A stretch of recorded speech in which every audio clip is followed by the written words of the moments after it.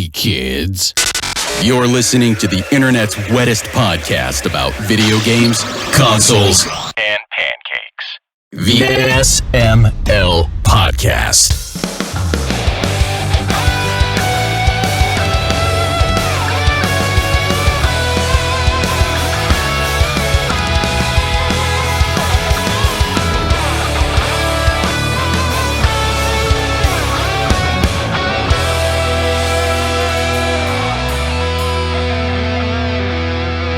What's up, everybody? This is the SML Podcast. I am your host, Joe. Joining as usual, Cole. How are you doing?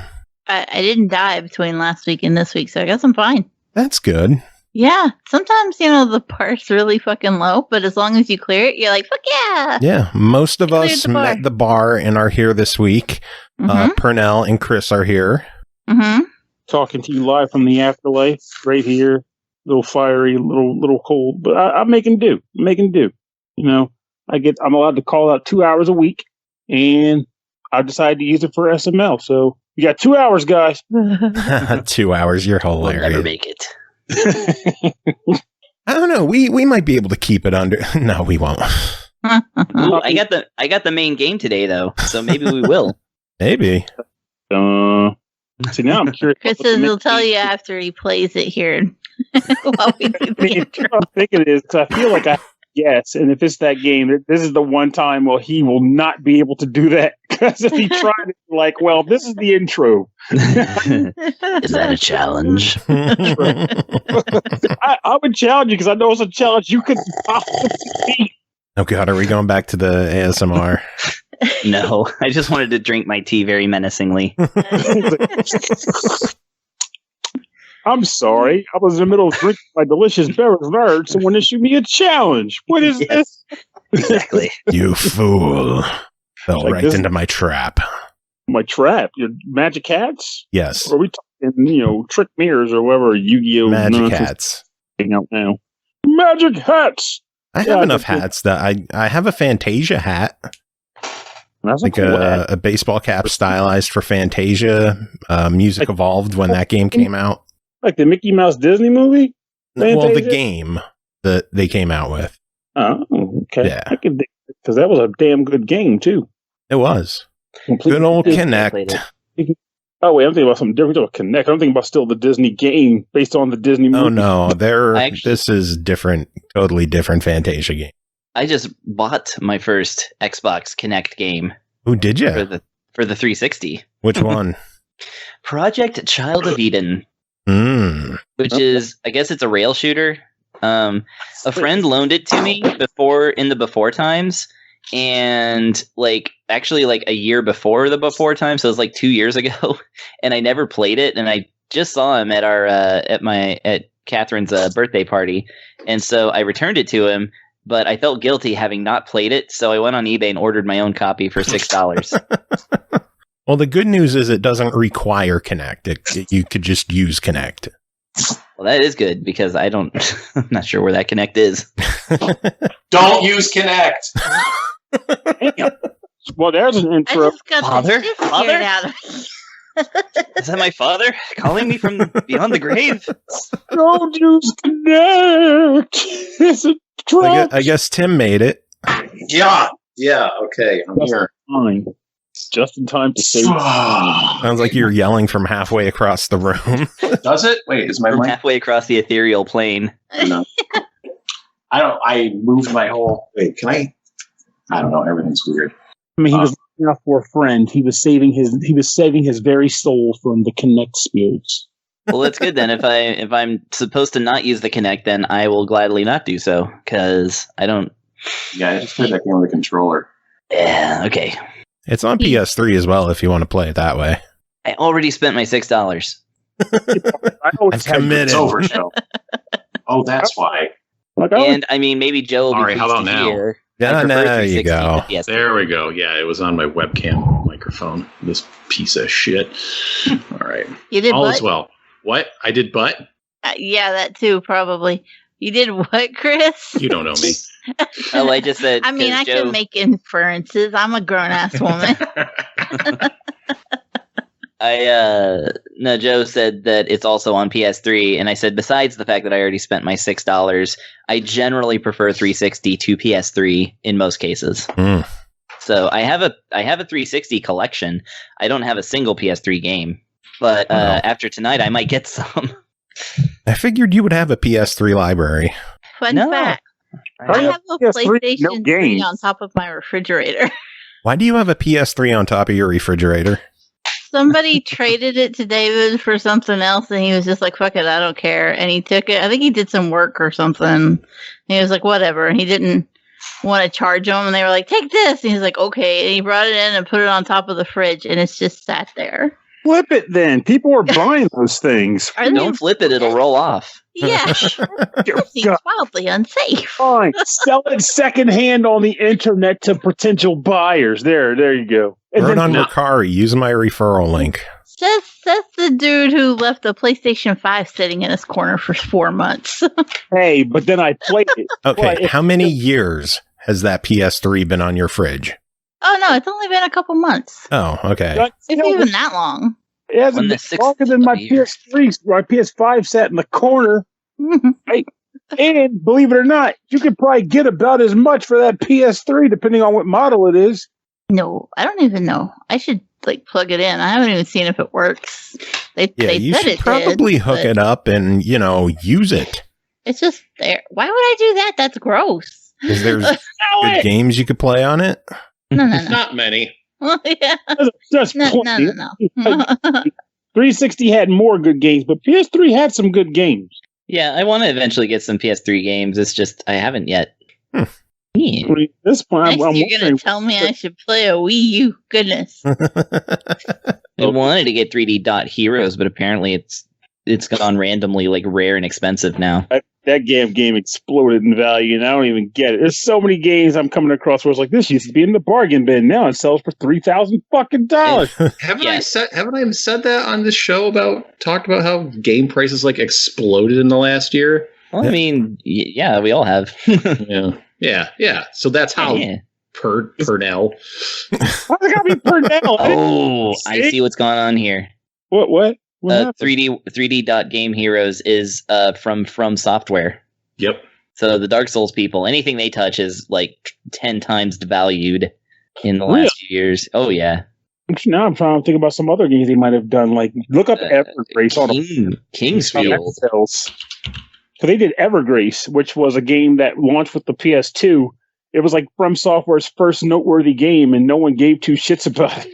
I guess Kingsfield and Kingsfield 2, which I remember both of them being $30 or $20 just for being kind of rare, and now they're $80, $90, $100, $150 here. Both PS2 ones $200. Yep. They made 4 of them. Yep. Really? Field. Yeah. I wonder if the PS4 version of Metal Wolf Chaos has gone randomly up yet. I bought that new. I saw that cheap fairly recently. I wonder if the PS4 version of Bubsy with the Stemage soundtrack is up in value. Really? I missed my chance. Yeah, there's a version of Bubsy out that I forget which one, something with the Woolies, I think, that it had a special edition with a soundtrack disc from our good friend Grant. Okay, I didn't know he did that one too. Because I reviewed Paws of Furry or something like that. Or is that it? No, it wasn't Paws of Furry. It was No, that's Brutal. What was it? I think it is Paws of Fury. Yeah. Okay. I can kind of see it from my shelf. Paws on Fire. Paws on Fire. Oh, okay, yeah, that looks Paws right on too. Fire. Yeah. It was close. Okay. Metal Wolf Chaos on the XD emote edition is still $12. Yeah. Not everything. Why are we talking about this? We have reviews we could be doing. Should we get into these? Right, we should be reviewing Bubsy. Yes, we should. already And did. Brutal Paws of Fury. Oh, I'll review. And I can't review Brutal Paws of Fury. I never played it. I know about it, do you want to review the games that we are reviewing tonight? Oh, if we have to.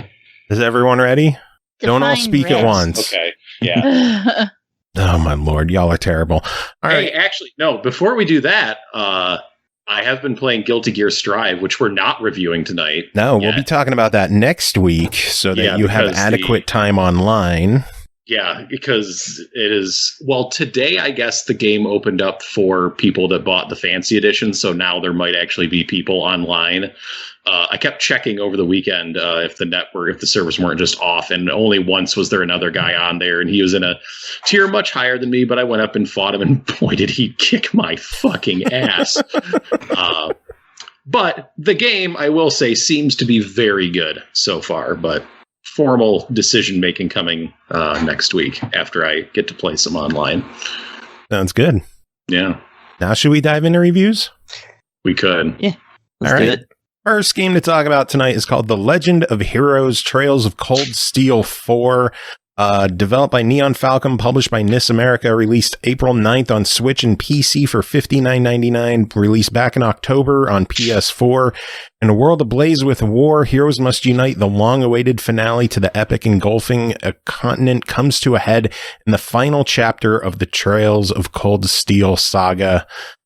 Chris, tell us about Trails of Cold Steel 4. Okay, so we had the brilliant idea of handing me the fourth and supposedly final chapter of a game series without me having ever played any of the others.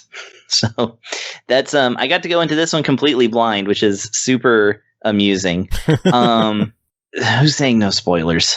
I've been there. You want no spoilers for Trails of Cold Steel? No spoilers! Well, this will be a fast one then. So the battle system... No, just kidding. Okay, so basically I had friends help me out on this, plus I read Wikipedia, plus the game itself has a built-in encyclopedia of every chapter of all three games that occurred before it, character sheets for every character separated by things like these are the old class 7. This is the new class 7. These are the bad guys. These are the other good guys. Like every, and you need it. Trust me. And even on down to like describing every place in the world that has been seen so far. Like this game, and by the time you read all this stuff, you could have been playing all three of the 100-hour RPGs leading up to this one. So, provided you could afford them, as I was going to say, that they're also expensive on PS3 now. Anyways. Yes. Yeah. So I had some help with this. And basically, so the game mostly deals with this guy, Reen Schwarzer, who starts off as a student in the first game, and then some stuff happens. And then, that cliffhangers into the second game. And then after the second game, he goes from being a student to a teacher. And then the third game deals with him and the new class 7. And this is the Thor's Academy, which is like kind of it's just a RPG hero academy, it's that just thing. Just churning these fuckers out. And boy do they. Boy, is there some churning. So the third game deals with his new class that he's the teacher of. And then, just like in the last pair of games, some stuff goes down. And I mean down. And so the fourth game opens with dealing with the aftermath of all of that. The intro leading up to where you actually get to, like, going from turning on new game to being able to control a character, I timed at 28.5 minutes. Wow. Yeah. My time, and there's a prologue before the actual story starts. Where you do get to control a different set of characters than what you get to start in the main game. And they start at like the end level, like level 85, and I think that if you have data from Trails of Cold Steel 3, it goes over and that like changes a few things, but obviously I don't. I actually went back and, I'll save that for the end. But, I didn't have data, so of course it just started me at a generic level 85 and stuff to give you the tutorial and how like all the new stuff is, the new battle systems and stuff are going down, or the new augmentations. And at that time, going from that to the rest of the prologue story, there's one mission and then a prologue story. My time at the end of the prologue, starting chapter 1, was 3.5 hours. Wow. This game runs it, baby. I was warned about Trails of Cold Steel being slow, and I am proud to say that none of my friends are liars.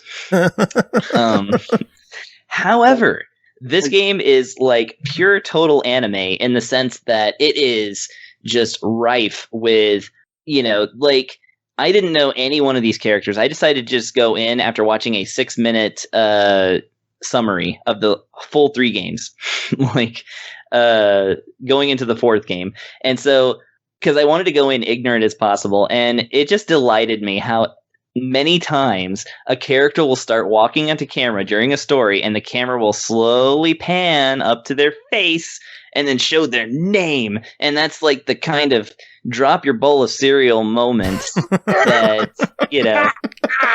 that it happens. It happened like every 10 minutes in this prologue, and I just love it because I don't care. I'm just like, okay, here's another anime person, and they were just like, yeah, now scoop up your golden grams. And by the way, Joe, there it is. Drop your bowl of cereal. It's drop your bowl of cereal moment. But anyway, this game goes just like, it is absolutely like we know this is like the final bit of a big old long story arc. So we're just going to drop everything. Good guys are going to become bad guys. Bad guys are going to become good guys. Boring guys are going to probably stay that way.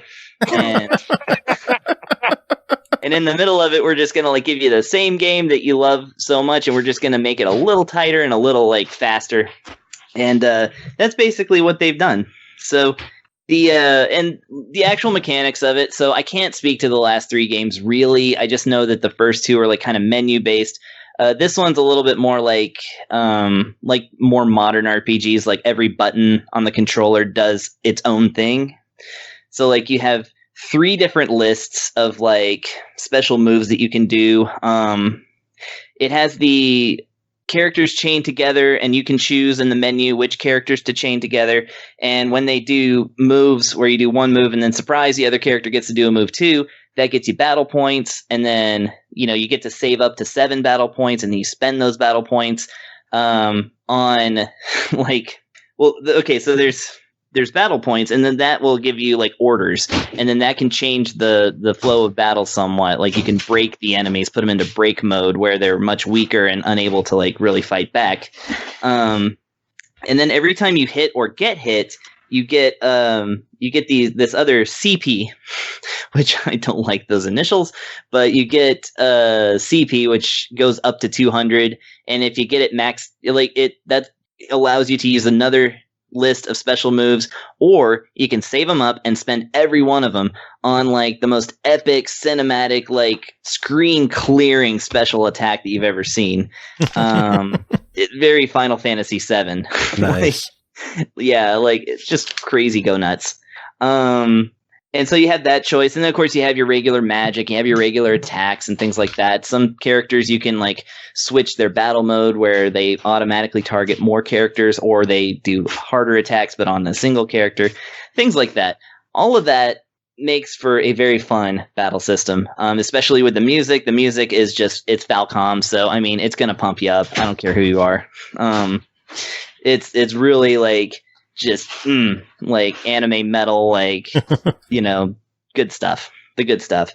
And but all that is really just to get from place to place and see more people getting introduced, more people talking about other people. The thing that amused me the most about the cutscenes, and when they're talking about other people, they almost always talk about 3 people at the same time. They're like, oh, I wish for the best for this person and this person and this person. They can't just talk about one guy unless it's that Reen dude from the other games. And I'm told that no, I'm not even gonna say. There's too much. I've had it all spoiled for me, and I don't want to spoil it for anybody else. But that makes sense. This storyline will have you dropping your cereal bowl a lot. I recommend investing in some Tupperware. So as someone who's coming into this new, is this a game that you can recommend someone pick up as an introduction to the series, or do you think it's worth tracking down and finding the other games first, if possible, and replaying them before getting neck deep in this one? So this is why I read the entire plot of all the other games, and to come to this conclusion. Basically, here's what I would say. Try not to play this game first if you can avoid it. But don't go all the way back to 1, although I've noticed that 1 and 2 are coming out on the Switch next year in Japan. So I'm really hoping we get like a special remaster of them coming over here. I'm totally going to buy them. Even though I haven't played it yet, because I just ordered it today, I would recommend playing Trails of Cold Steel 3 first, and then playing this one, because Trails those two... Stole Keeled. Yes. The Stales of Cold Beer. I don't know. Anyways, yeah, I would recommend playing that, because that at least introduces the new Class 7, and the old Class 7 is like hanging out there, and you get to meet them all. You get to meet them all in 3 and in 4, because the game actually does a pretty good job of like kind of, giving you, not too much, but a little bit of time with characters as if this is the first game you're playing. So while this game would work, I mean, it did for me. But that's because I went and read about all the characters and all the plots and stuff. If you just go into this cold, I mean, you'll be so confused. You'll start off okay. You're like, okay, they're declaring war on this country because of this event that happened in the last game that I'm not going to talk about. And, now they're talking about these characters and stuff. And then it just switches to a whole nother place where they're talking about this whole other subplot. And yeah. And then another 3 characters, and then the camera pans up on another face, and you're like, I don't know any of these people. This one has pink hair. So I would say, best case scenario, just start from the beginning. These games all appear to be pretty equal on quality, and they're that'll get you the best serial dropping moments by the time this 4th game rolls around, and trust me, it happens. But I'm assuming for fans of the series who want to see how the story ends, this is a must own. That's a given. Yes, absolutely. If you're a fan already, then I can just tell you, just based on what I know about RPGs, that this is absolutely like the tying together of the soap opera style drama that you've been craving. But yeah, if you're going in new, 3 at least will get you a different starting point, and it's also on the Switch, so playing them both together would probably get you a better footing. Again, I don't know for sure, but I've had that confirmed by friends who are fans of the series, is that if you start on 3, you're okay. Either start on 1 or start on 3. But either way, it's a series worth checking out. Yes, absolutely. I am really into this. Like I said, I just ordered myself a copy of Cold Steel 3. And it should be arriving tomorrow. Cool. So I'm gonna be having some fun with this. All right. Well, moving on. Next game to talk about is Warhammer: Age of Sigmar Stormground, developed by Gasket Games, published by Focus Home Interactive. Released May 27th on Xbox One, Switch, PS4, and PC for $39.99. The first strategy video game adaptation of Age of Sigmar's dark fantasy universe. Lead your highly customizable force and unlock new units, equipment, and skills in this dynamic turn-based game packed with fast-paced warfare. Tim, tell us about your time with Warhammer: Age of Sigmar Stormground. What an exhausting name this game has. That is a long name. But that's a war. Well, I guess the Warhammer game I reviewed last year was much shorter. It was just Mechanicus, which is easy to remember. And this one I had to write down several times to remember it. Yeah, so this is another game set in the Warhammer universe. Surprise. It is another tactical game set in the Warhammer universe, which I guess isn't really a surprise, but they don't just make tactical RPGs, but that's what this is. I just kind of been looking into it. I've extrapolated that this is a relatively new realm in Warhammer fiction. So that may be exciting if you are a fan of Warhammer fiction, and confusing for everyone else, because like Mechanicus when I played that last year. Man, these games just toss you straight into the Warhammer universe with like no apologies or like introductions. It feels like they are really only going for people that already enjoy Warhammer stuff, and they're not like looking to be necessarily pulling in new players with this. But anyways, so what you got? It feels like jumping into an RPG series on the 4th entry, right? Yes, something like that. Maybe not the 4th, but somewhere along the way. That sounds foolish. They definitely seem like they assume you kind of know what's going on around with what's going on in the world.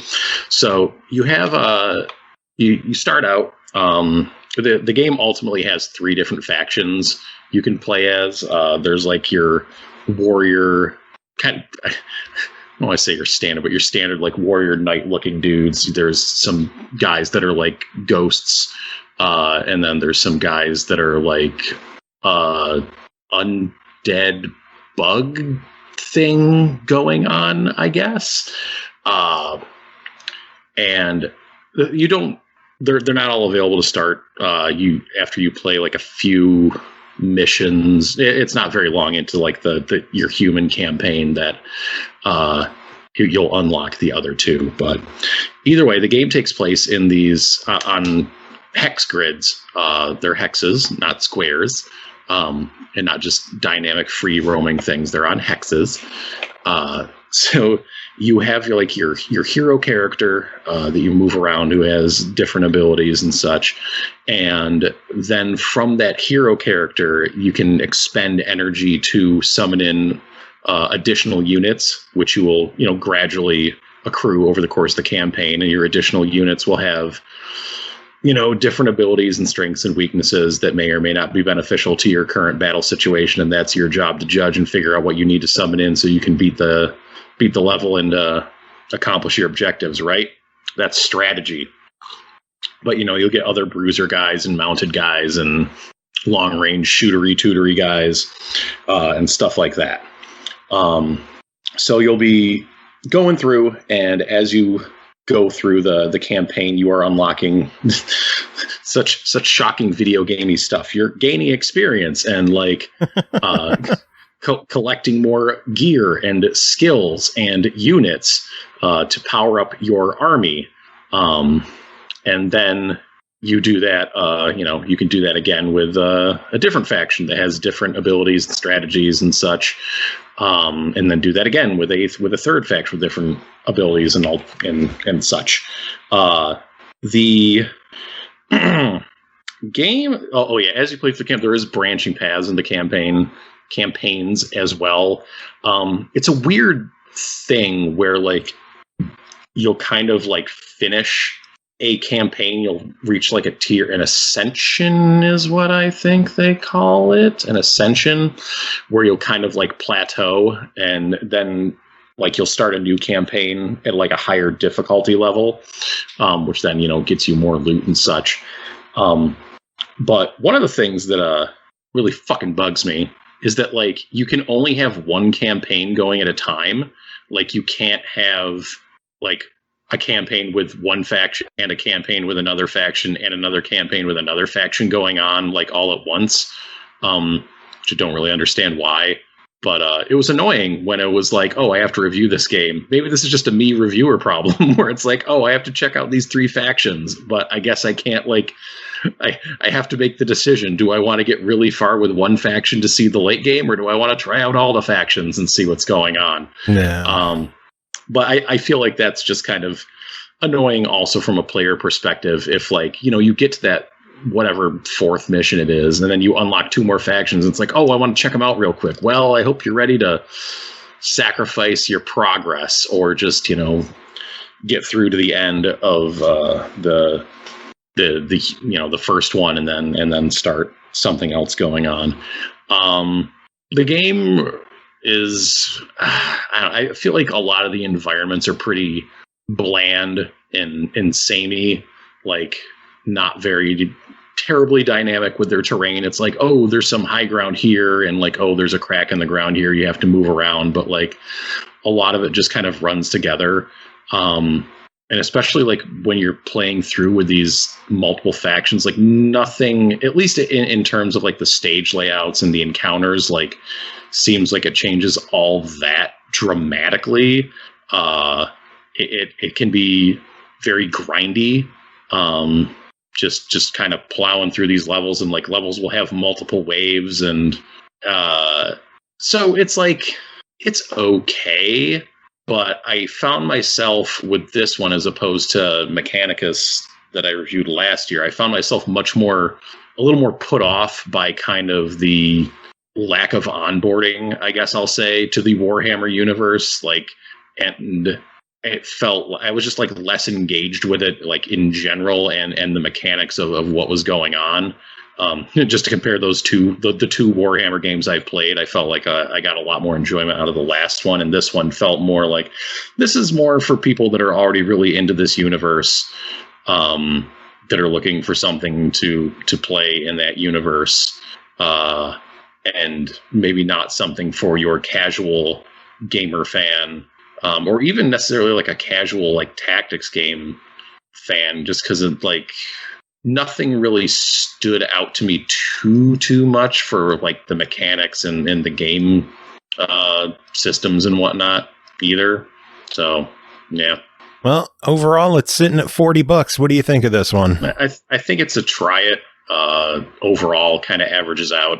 Again, where it's a thing, it's like, well, Warhammer people will probably be more interested in this, but people who aren't into Warhammer will probably be much less into it.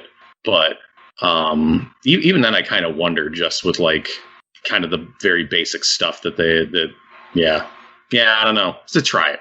It's like a maybe.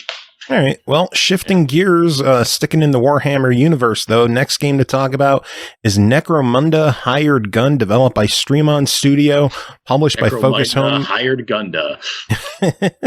Published by Focus Home Interactive, released June 1st on Xbox One, Series X and S, PS4, PS5, and PC for $39.99. Become a hired gun. The money's good, the dog's loyal, and the gun's reliable. Embark on an indie, fast-paced, violent and thrilling FPS set in the darkest reaches of the Warhammer's 40K's most infamous hive city. Pernell, tell us about your time with Necromunda Hired Gun. Hired guns. Okay, I'm going to preface this immediately with a very important statement because it's going to factor into a lot. I reviewed this on the Xbox One. It's an Xbox One that I got in 2014. It wasn't a launch model, but it was, I would say, it was definitely not an X. Yeah, not an X. Just an Xbox One when they were still carrying a single letter in their descriptors. One X only. Not double X, not triple X, just one X. So leading into this, so I'm going to start out also, secondly, by also saying that what Tim said regarding his Warhammer game, I would say very much applies to this Warhammer game, in that I have no idea who the people I was dealing with are. I could, like, there's a narrative that's going on, but I don't know who these people are. Like, at the beginning of the game, they give you like a general layout of like, in the, like, just like saying, like, this is a world where, you know, mankind has been left to just kind of go unchecked, and this is what the result is. And then it immediately throws you in with your character going on a hired gun hit, and then things going wrong, and then you start talking to people that this character knows or has relationships with in the past and all. But I'm just like, who? What? Whatever. So just getting that out there and immediately. But I mean, this is a FPS, so technically you wouldn't need that kind of thing if the gameplay is kicking, because all you're going to care about is pew pew and hop hop and boom boom. So what is this game in that, on that front? Well, the concept behind this game is that you are running a series of missions from a place called Martyr's End. At the beginning, and once you're eventually dumped there, after the prologue mission is done, you run a kind of a series of, like a sequence of steps that you do before entering levels. You will go and talk to different people within the base, usually in the form of shops. Like, there's a person that will augment your body because you are a bionic person. You can choose your gender at the beginning in your like character model. Though, of course, you'll rarely ever see them outside of the character menu because it's FPS, you goober. But nonetheless, you can choose all this stuff. And then when you go talk to this person, they will offer you a variety of upgrades to your arms and your legs and all that, like basically different body parts. But the odd thing about it is that they will like describe what the body part does in the context of the game. For example, like there's like something called Magrov coils or something. And what they do for you in the context of the game is that's what allows you to double jump, right? So you're thinking, okay, if I upgrade the Magrov coils, I can do like a triple jump or just jump higher.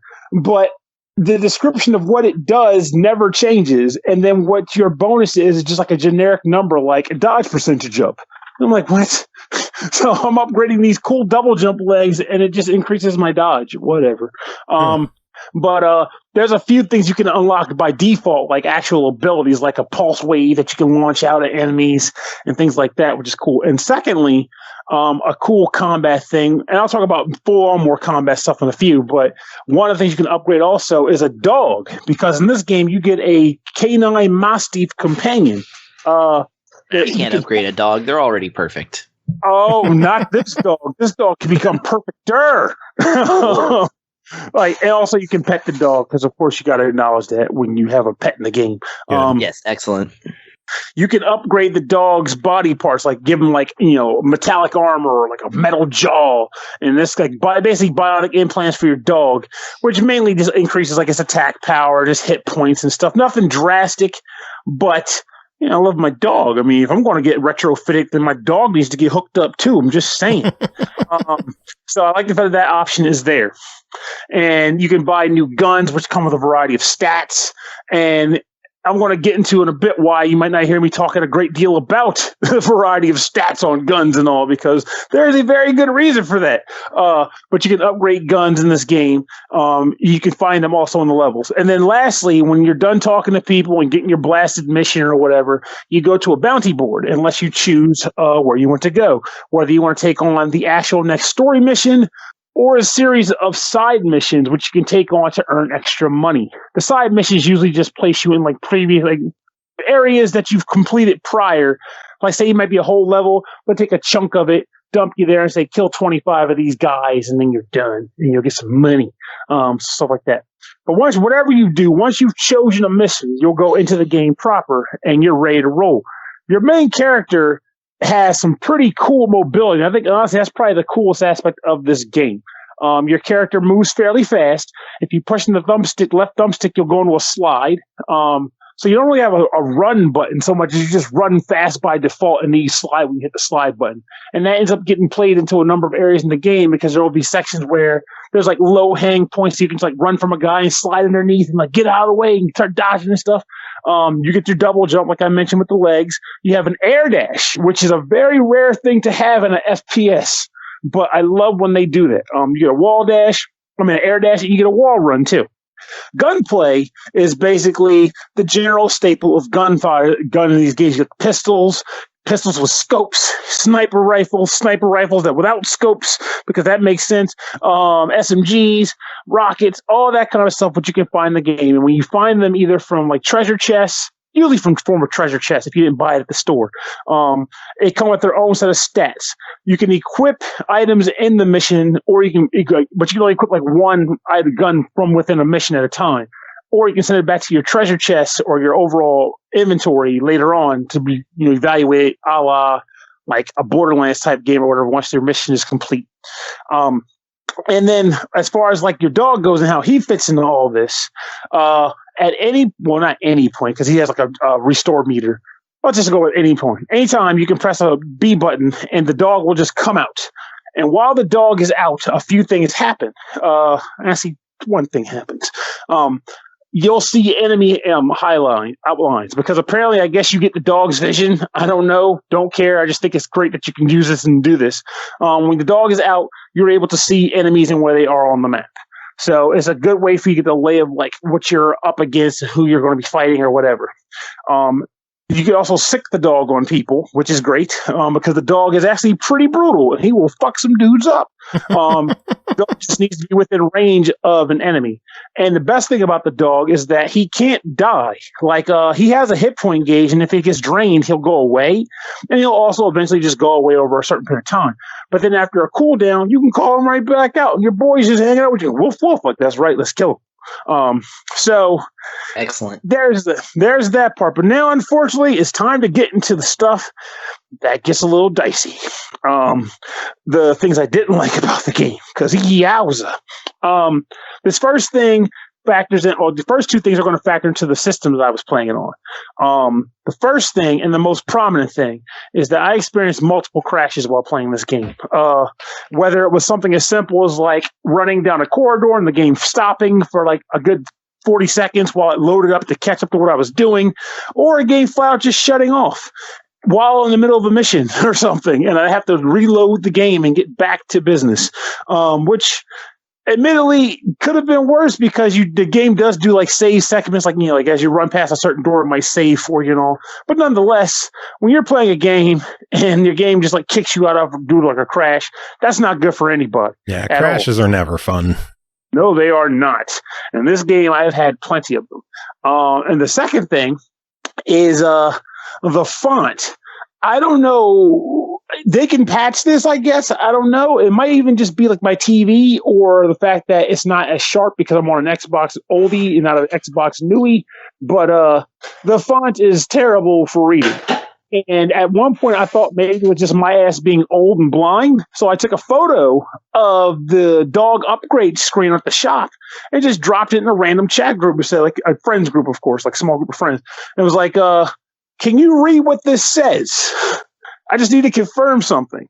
And for the most part, there wasn't a single person that came back and said, oh yeah, totally easy. It was like, I can make out some of the words, but even the guys who was like, yeah, I think I can kind of see, they were like, this is rough.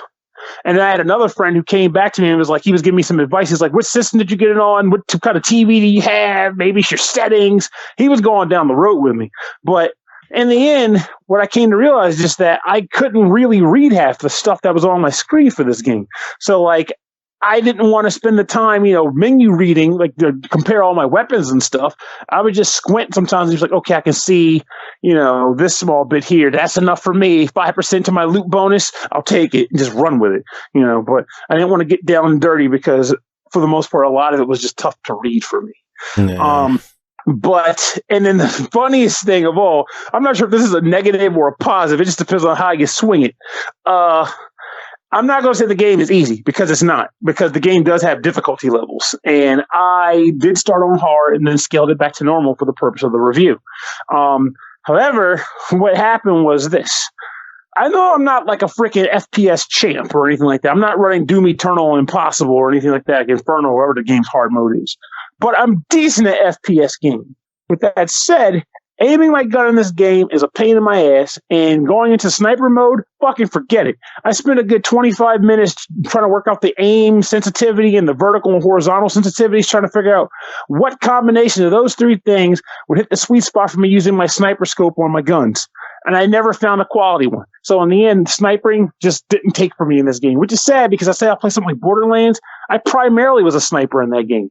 So it's not that I don't know how to play games that have sniper guns. It's just for some reason I could not snipe in this gun. It was just too sensitive no matter what I did. And it drove me freaking nuts. And even with the normal gunplay, like if I were sniping, I just want to start popping dudes. It wasn't the easiest thing to pull off, to the point where it was honestly annoying. And this is where the funny part comes in. And it's actually a gameplay feature too. So there is a melee attack, referred to as takedowns in this game. And the way they work is when you run up on a guy, mostly the grunts, like giant enemies, you can't do this. But like with a grunt, for example, you run up on them, the game will bring up a takedown gauge, and it's like, you have like a quick, small amount of time to hit the button, and you'll just murder the guy. And when you kill him, you'll also get some of your health back. The closer you are to a guy when you kill them, the more health you'll get. So, of course, with a takedown, you're right up in their face. You'll get the most back. So, and I am not making this up, if you weren't a large enemy, I ran up to you and stabbed you. I stopped shooting guys. I stopped caring. I used my character's mobility to the advantage. I would run, slide, jump around walls, run up on you, stab you in the throat. And while you're doing the takedown animation, you're invincible. So if there's 3 guys around you, they can't hurt you. So you run up on the guy, take down, and when he's down, you know I'm going for this guy next. And you run up to him, take his ass down. And all the time, you're getting your health back while you're stabbing everybody. Next thing you know, you've killed 25 guys by stabbing them. And a shooter. But hey, that's totally cool with me. But of course, with the big dudes, you can't, so you have to succumb to firing your guns or something, whatever. But that's primarily how I played the game. I just took down any enemy I could because I'd rather do that than try to shoot them. No. So it's a sticky wicket for this because I like what they try to do with this. I like the universe. Graphically, the game looks really freaking cool. And I just like the design of the layout of the universe, and the levels are pretty cool too. But oh my god, those elements in particular were rough for me. And it's meant to be prefaced by saying like this is a prime example of like I'm going to give a verdict, but as you listen to what I said, if you heard stuff I said that says that's not going to apply to me, I'm a better gunner than this guy is. Take a chance at it. You might go in there and go, fuck this guy. I can fire a gun like a champ. What the hell was he on? And that's cool with me. But this verdict is coming from my perspective and my experience with this game. And it's an unfortunately scenario where I want to say it's a low tier try. Like it's not I don't want to say deny it. Actually, I kind of want to say deny it because of the constant crashing. But if they can patch that out and figure out why it was Carnage is saying that they are working on patches, so hopefully they are addressing the crashing issues and the text. That unreadable text in a game is just no-go. Exactly, and I'm hoping that it could have been as simple as like I have like a chintzy TV that's not like 4K on an Xbox One, and that's why my text isn't so readable. I mean, these are things worth noting because it's possible. But at the same time, it's worth also stating because there's a lot of people, believe it or not, that are also not running on 4K TVs playing their games. So, but with that said, if they do address and fix these crashes, I would at least give it like a sense of try because the experiences that I had were rough. But with the constant takedown runs I was doing, I won't lie, I was enjoying those stabbings. It was still enjoyable.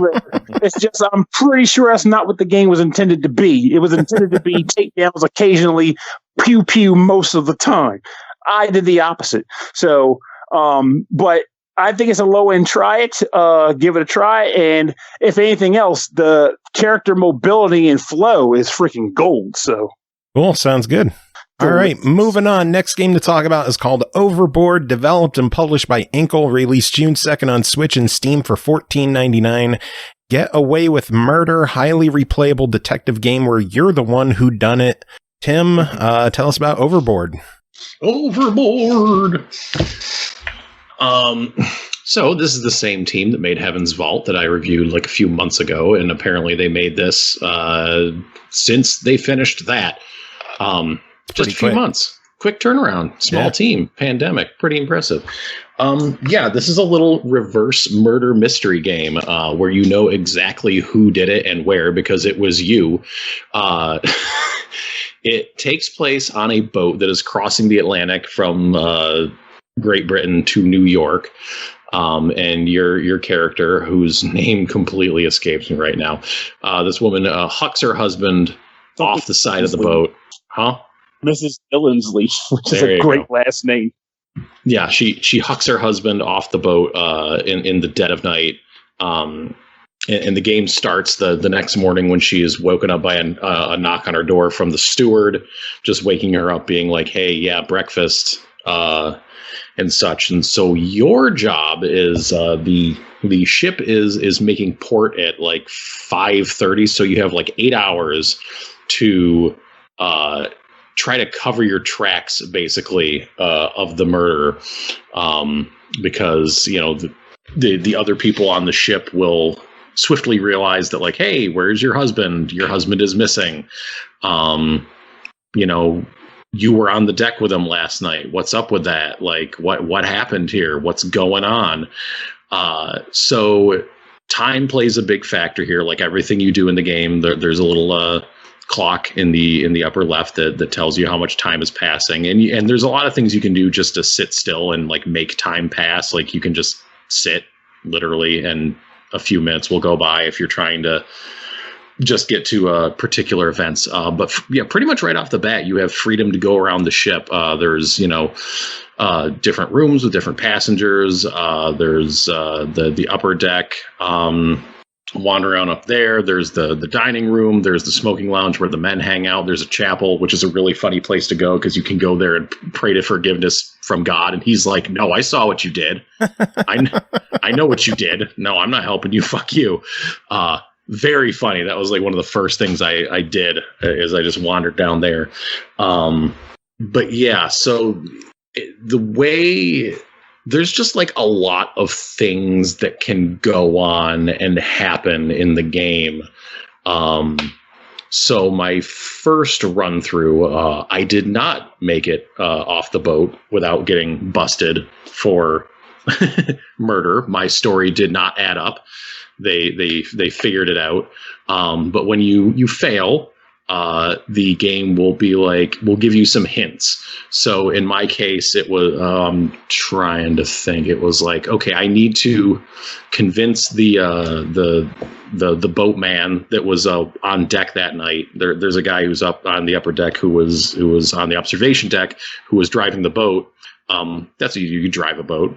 And he basically saw you do it.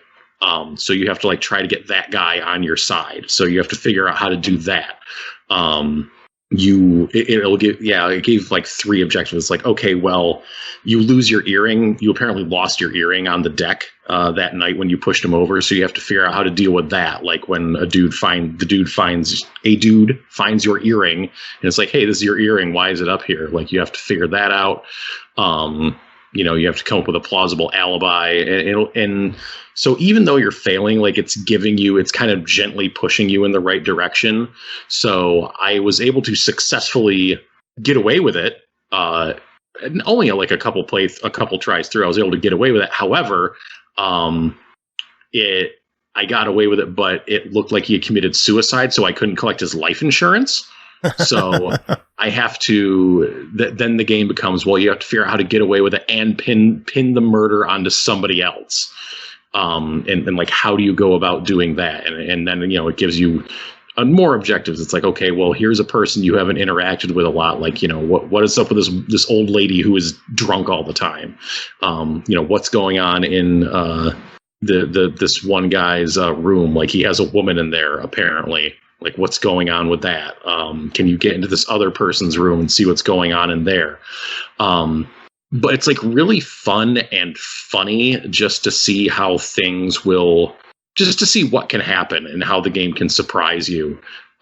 Because you are not necessarily making it straight to 4 o'clock every time. One of my particularly amusing things that happened is I was having some afternoon drinks with the aforementioned drunk lady, and I was trying to get some information out of her because she was saying like, oh, one of the guys on the ship has a secret, but I'm not going to say what it is. And I'm like, well, I want to find out what that is. So I'm like trying to like drug her so I can disorient her. Well, this is my thinking anyway. It's like, okay, if I can drug her, she'll be disoriented, then maybe she'll tell me what's going on. But she's so particular about her drinks that she kept like I tried slipping like a pill in there, and she immediately like saw some weird thing floating in there and had her drink replaced. And then it's like I tried swirling it around in my drink and switching drinks with her, and then she like immediately tasted it and spit it back out, and then switched the drinks back. And I was just like frustrated at that point. So I'm like, whatever. And like one of the options was like finish your drink and leave. So I did that, and I immediately was like, oh, I shouldn't have done that because then I drugged myself. I had then drugged myself, so I passed out and woke up. And they're like, yeah, it turns out, such and such convinced everyone that you murdered your husband last night. So off to the police with you. And it's just like, oh, fuck. So it is a fun game to it is fun to poke around. And it's like a playthrough is like 20 minutes. So it's not like this arduous multi-hour thing where you're going through and like, having to do lots of stuff over and over again. Like, no, it's very brisk. So it's a game that just naturally kind of encourages you to poke at the edges to see what can happen and try to see different scenes. It will highlight, I believe, just the like dialogue that you picked on the previous run. So you're not picking the exact same things again. It won't highlight like all the ones from all the runs you've ever done. But yeah, so it will kind of gently guide you into new ways of approaching conversations and talking to characters. This is an adventure game, by the way. I didn't really say what the hell it was up front. But yeah, this is like an adventure game. The art has a cool art style to it. Each character you're just like walking around. It'll pull out when you walk outside of your room. It has like a pull out map of the ship, and then you just like select a room to go to, and it'll tell you like how much time you have to get, or how long it will take you to get there.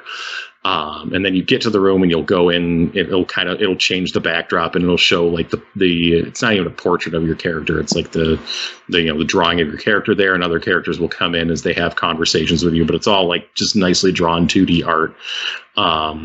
Yeah, it's cool. It's a lot of fun. Pernell, did you get to mess with this one at all? I did. I played for a little bit, and I also failed. But what I did like about the game is the writing is honestly pretty choice. Like, I was very pleased with how the writing played out, and it seemed like at first I was like, this can't be that difficult to do. Just get away with murder. I'm sure they kind of simplified the way. Oh yeah, that shit's easy. That's why we all do it all the time.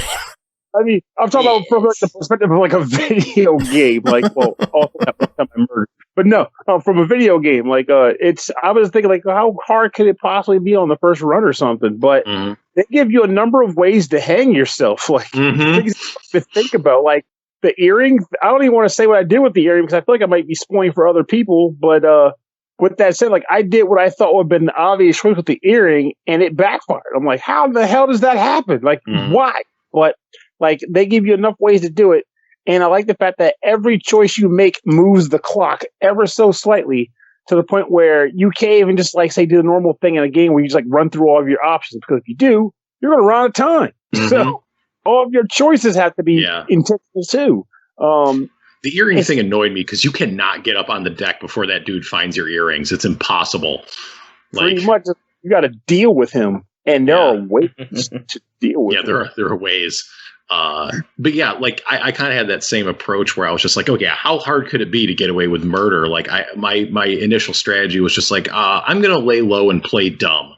And then I'll just walk off the boat at 5 o'clock or whatever, and it'll be fine. But like the game kind of has like a hard thing built in where it gets to around 4:30 and someone will grab you from somewhere and be like, hey, we're having a meeting in the dining hall. Like, you need to get your ass down there.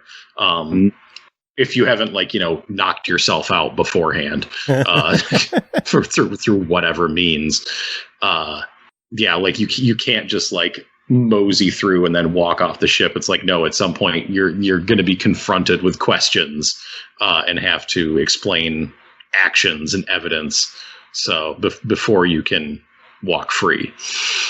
Well, the game is sitting at $15. What do the two of you think? I wish it was a little cheaper, but I think it's a lot of fun, so I'm going to say buy it. I think I would also go with a buy, because even at $15 though on the Switch, I think it's on like a little bit of a discount right now.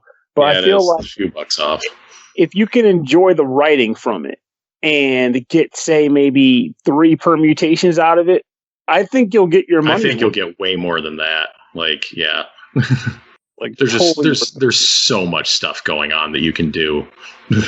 And I think it's worth noting, because I feel like somebody might listen to this and going, but I don't want to deal with the same shit again. Well, you can speed through the text that you've already read. So you don't have to sit through it again. You can get right to the new stuff. That's good. Yeah. All right, well, moving on. Next game to talk about is called Donuts'n'Justice, developed by FobTi Interactive, published by Ratalaika Games. Released June 4th on Xbox One, Series X and S, PS4, PS5, and Switch for $4.99. Our two policemen are charming, tough guy anti-heroes who hate criminals, and together they're shooting to make a difference in their community, blast ammo or toss grenades at hoodlum punks, and take down the head honchos of syndicates terrorizing these streets. Tim, tell us about your time with Donuts'n'Justice. I like how it already identifies the police as anti-heroes at best.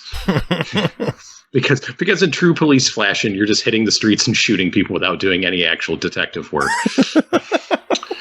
Too real. Anyways, yeah, this is like, I know it's like, Anyways, yeah, this game is a pixel art arcadey, kind of shoot 'em up type deal that is basing itself kind of like on your shiny neon 80s Magnum PI Miami Vice sort of cops sort of deal is what's going on there. But yeah, at the basic level, what you're doing is you and you yourself or with a co-op partner are hitting the streets and just like mowing down dudes that may be coming at you from the front or from the back. You have a button to shoot one way and a button to shoot the other way and a button to chuck grenades at things. Bad guys. And it could be civilians. There's some civilians running around too that you're not supposed to shoot. And yeah, it's side scrolling. It'll pack the screens. It's not like bullet helly, but it will put like, a good number of like enemies on the screen at a time. And it's pretty simple, straightforward. You shoot them, get points, and try to stay alive. You start out with, 3 lives. You got a bulletproof vest. But you will, I guess, at least on normal difficulty, like that won't hold up for too long. There's an easy mode where you can breeze through the game. It's 4 stages long. Kind of the more you play, the more points you earn. You will unlock more guns, which kind of honestly for like a, I don't know, $5 arcadey game, I kind of wish that they just like dropped or weren't something you had to grind out. It's just it's like, no, just let me have fun with your little game, like from the start and just chase score and have a gas of a time for $5 and not sit here and be like, okay, well, now I unlock the shotgun. Now I unlock this rifle. Now I unlock this gun. Like just give it to me now. Just give it to me now. Like at that price, don't drag things out. So that was just kind of an annoying thing because it's not like the pistols are all that satisfying a weapon, but yeah, I think the pixel art characters look good. It hits its style that it's going for really well. The gameplay is pretty solid. It pretty much hits what it's going for. If that's the type of thing that you're into, it's only, I think I said it's 4 stages long, so it's not like too long. Especially if you're playing on an easier difficulty. But again, yeah, as the higher level difficulties for you, the achievements are pretty easy. If you play on easy, it's an easy 1,000 or an easy platinum. Yeah. It's pretty easy to get them if you want to do that. But it's one of those games. It knows what it is. Sort of, yeah. I mean, I could say that it's It wasn't as offensive as the last one that I played, for sure. Like, not even close. Like this, I'm kind of like, okay, I can see, like, you drop $5 on this, maybe play it a couple times with a friend, and you'll feel pretty decent about it. I think that was kind of just the end of the review right there. Really, yeah. that was it. All right, well, that is it for you. I guess we will let you get going. What a whirlwind evening this was. You made it just in time to tell Chris not to play with the Kinect. Yeah, but I like Child and Eden. And I still haven't. Yeah. Good. All right. We're working on it. Yeah, no, like as I came in, like I sat down, like I was getting my shoes off and like literally just came in the door, grabbed some water and sat down. Well, go de-stress from work and we will see you next week. Thank you. Good night. I'll strive to be there. All right, moving on. Next game to talk about is called DreamWorks Spirit Lucky's Big Adventure, developed by A Heartful of Games, published by Outright Games, released June 1st on Xbox One, Switch, PS4, and PC for $39.99. Explore the wild frontier with Lucky's faithful Mustang, Spirit, and best friends Abigail and Prue. Where will friendship and a mysterious treasure map lead you? Cole, where did it lead you? All over. How's that pronounced? Miradara. Listen. I took this game because my daughters love Spirit, and they sat and talked my ear off about it. This was officially number 3's very first 1K on Xbox. Oh, congratulations. She is Well, her and number 2 are both very into Spirit, but number 3 attached to the game in a way I haven't seen her attached to one in a while. So from a kid's perspective, she would probably tell you this is like the most perfect game she's ever played. From an adult perspective, who has to decide if this is worth shelling out $30 for. It was 30, right? Let me double check. It is 40. 40. Okay, even harder to sell. It has its issues, right? It's meant to tie into the Netflix version of the Spirit franchise, which got rebooted a few years ago and has Spirit in the custody of a little girl named Lucky, who lives with her dad and her aunt. So it flows all into all that. The devs have done a pretty decent job of like recreating Lucky's world as we see it in the show. I've had to watch the show, so at least I recognize some of the places and stuff. But it's a little deceptive the way they've taken the screenshots and posted them. Like, I guess screenshots for games are kind of supposed to be their best, right? Yeah. Yeah, they really went for the best. So, like, they took all the screenshots for the game and, like, these really pretty areas full of flowers and stuff. However, when you're actually in it, there's a lot more flat, open land that's very scarcely populated, even, like, a huge shortage of trees and stuff. And the one thing I kept thinking the whole time I played and the whole time I watched number 3 play her complete playthrough was it just needed a little more. It's got the DreamWorks logo on it. They had a DreamWorks budget for it, you know? It could have been a little more lively of a world. When the NPCs have a quest, they just stand out in the middle of big ass open fields with scrolls over their heads. They don't blink, they don't move, they don't wave, they don't holler at you, they just stand there like a mannequin. And I couldn't help but think, why couldn't they at least animate a wave? So I got to doing a little bit of digging, and it turns out that this game was made from the Heart and Slash devs. Yeah. Which, kudos to them. Hey, good job. But now you have no excuse for telling me you couldn't animate a wave. So it just seems like I don't know if they didn't have the budget, if they didn't have the manpower. I'm not sure what was happening behind the scenes that led to this empty ass world where people stand out in the fields like scarecrows. But that's kind of what we got. And I'm a little disappointed by it. And then you want to couple in with the fact that there's even for what little bit is in the world, there is a lot of texture pop in. I'm playing on a Series X, and you can be running just at Spirit's slowest speed that he runs and still just watch trees pop up beside you. Jeez. And I was like, come on. And as I said, for number 3, who's 8 and loves Spirit, she kind of didn't give a fuck. She was just in it and enjoyed, riding the horse and experiencing the world from Lucky's perspective, and getting to actually put herself into that show that she's loved for so long. So, it was really more of me looking at it going, I have to sell this on a podcast. No, we're not supposed to sell games on the show. We're supposed to review them. I think of it as I'm telling you if it's worth buying or not. And if it weren't for the fact that number 3 had enjoyed it so much, I would be sitting here going, what the fuck were they doing? They're a better studio than this. They could have done more. And so I'm really torn because they created a game that the target audience is clearly going to be at least a little okay with if number 3 enjoyed it, right? Yeah.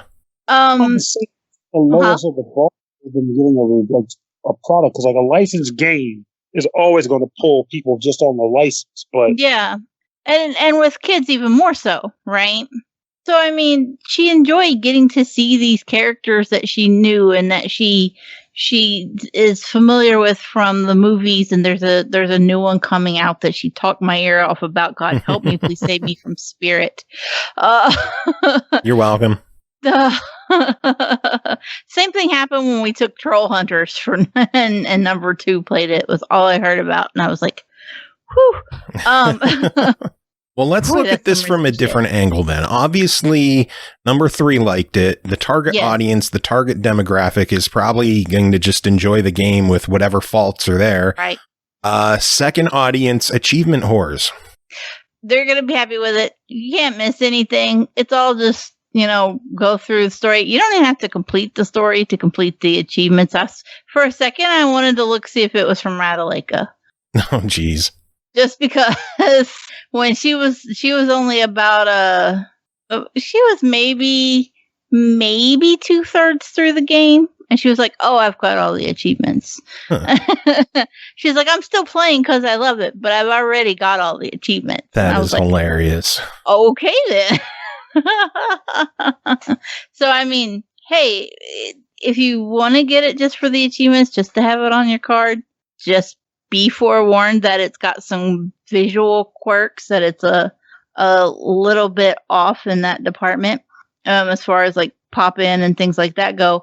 I will say one thing I was really happy about this is what I would call a semi-open world. It looks like it's an open world, and there's a whole lot of places you can go, but there's also a fuck ton of invisible walls. But I was actually really surprised that they had free reign fast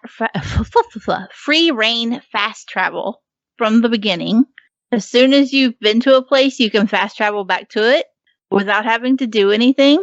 And you even get to choose if you're there during the day or during the night. Nice.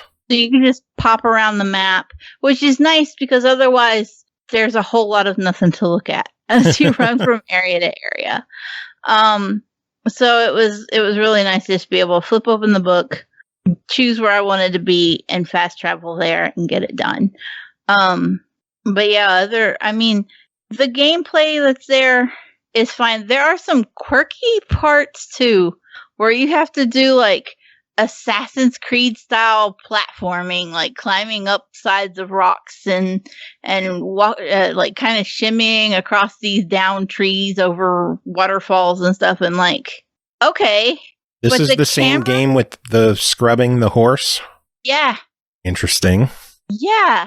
And so I was like, okay, fine, but when it hits these sequences where you have to like, do this climbing shit to get to like a key or whatever, the camera locks.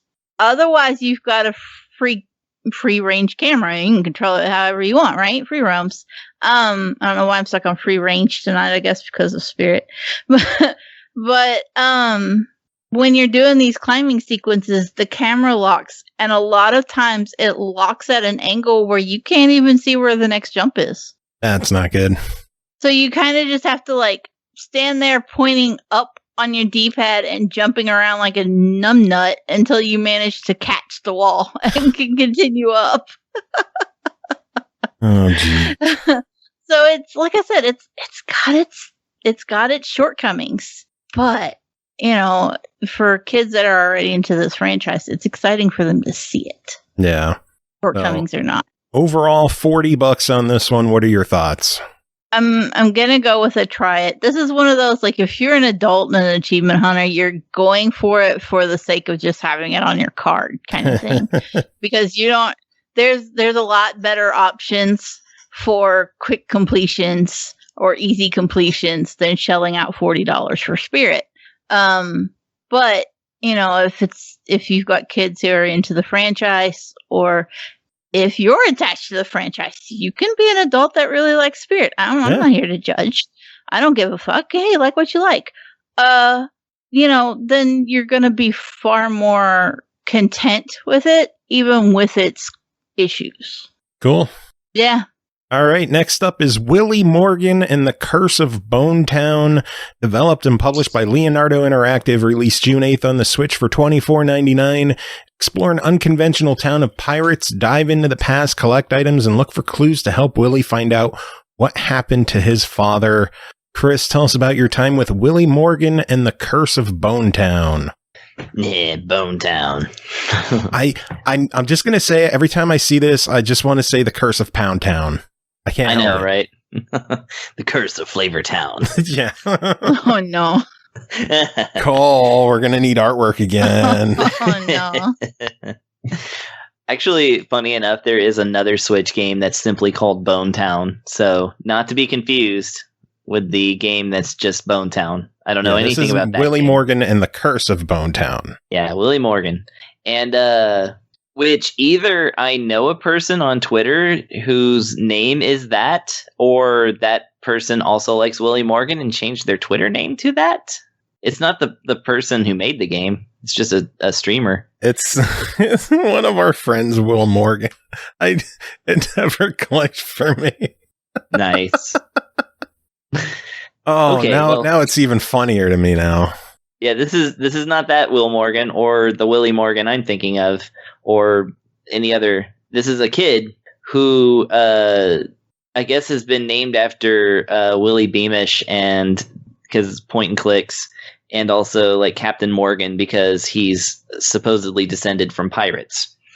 So basically, it's about this kid who is home alone, usually, because his father disappeared 10 years ago, to the day that the game starts. And his mother is like an archaeologist adventurer type person who, an Indiana Jones type who like runs off for large amounts of time at a time. But he gets this mysterious letter in the form of a paper airplane that is a message from the past, or addressed 10 years ago, telling him to go to Bonetown, to the inn, which Bonetown, I guess, is a town of like that was founded by pirates, and like go investigate such and such. I won't give away too much. And so that is how your story begins. Now, this is a point and click adventure game, puzzle game, of course, as well. And so it's and funny enough, because I just reviewed Leisure Suit Larry last time. This one plays almost identically to that one, because apart from the fact that you have to point at a place for Willy to walk over to it, you can't freely just control him. But it has this thing where you go from room to room, and if you hold down the B button, or it's fully touchscreen integrated, there's actually an icon on the actual Switch screen that you can touch to highlight all of the things that you can interact with. So it's very modern in that sense. You don't have to pixel hunt, which is one of the more annoying things about ancient point and clicks, or thrilling things if that's, if you're into the genre. I mean, I know somebody who is literally her favorite genre besides JRPG. So, it's got its fans. So this one, yeah, you can interact either by looking or straight up interacting on the controller. That's X and A, X to look and A to touch. And, of course, as being a point and click, Willy has something to say about everything, and whether, he can comment on the effectiveness of taking it with him. And here's the thing about Willy, because of course these kind of games are very much based on the quality of the writing, the main character, and how he interacts with both the player and with other characters. And this one's an interesting one because Willy Morgan is an insufferably pedantic, like, nerd kid, but super like polite and kind of Edwardian. So like, I don't know. It's charming in its way. He's not somebody you would want to talk to, but he actually makes for a pretty fun protagonist. Like, if you look at a bathroom mirror and offer to take it with him, he's like, I don't think I should take it with me. It should stay here so I can monitor my puberty. And like, he has this like robotic way of talking like that. And it's really funny because unlike other point and clicks, which when they give you jokes, like they really give you a nice little wink and a nudge, this one is so dry and subtle that the jokes often just either don't connect or like you really have to know what the reference is. For instance, when you look at a microwave, which is the only appliance he's allowed to use because his mother turned off the stove every time she leaves for an adventure because I guess she doesn't want him like burning down the house. If you interact with the microwave, and he's like, most people would like to put little furry animals into this, but I prefer to use it for cooking, like light meals. And that's hilarious if you've ever played Maniac Mansion. Yeah, but if you haven't, you have no clue what the fuck that means. Then yeah, you're just like, that's a weird thing to say. But yeah, in Maniac Mansion, you can microwave a hamster. Like literally. I think you guys had to explain that to me when I played the game on Steam, because I was like, that is a really unusual thing to have there. Yeah.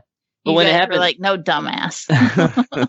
Well, no, it's not dumb, because like it is entirely predicated on whether you've already played this other point and click adventure. So it's things like that. So it's very dry, and the sarcasm is subtle to the point of impenetrable.